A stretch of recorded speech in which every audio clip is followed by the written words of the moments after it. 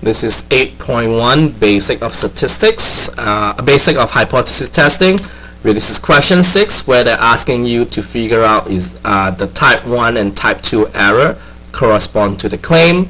It says that the claim says the percentage of college students who consume alcohol is greater than 70%.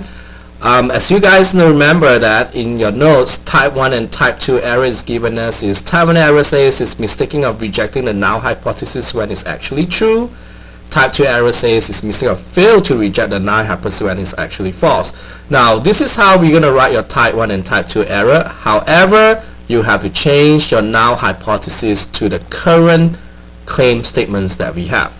So first, before we start doing this, we have to figure out what is your null hypothesis. And don't forget, your null hypothesis is always equal to. And since this is your claim, and your claim here has greater than, so this is not your null hypothesis. This is actually your alternative hypothesis, because alternative is always have the word greater than, less than, or not equal to. So what is your null hypothesis? Your null hypothesis will be the percentage of college students who consume alcohol is equal to 70%. So this is your null hypothesis. Now we have to figure out what is your type 1 error. Type 1 error in this case, sometimes we call it as your alpha. If you look back the notes, type 1 error says that the mistake of rejecting the null hypothesis when it is actually true. So this is your type 1 error. But what we need to do here is we have to change the null hypothesis. And what is my null hypothesis in this case is the percentage of college students who consume alcohol is equal to 70%. So this null hypothesis will be changed into this statement.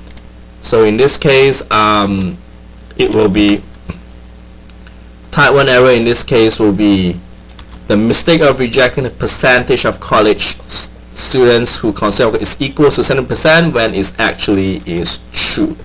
Now for type 2 error in this case, in your statement says that the mistake of failing to reject the null hypothesis when it is actually false. So for type 2 error, we call it sometimes the beta. So for us to do the type 2 error, it is the same thing as what we did in type 1 error, which is a little bit different. It says it's mistaking to fail to reject the null hypothesis when it actually is false.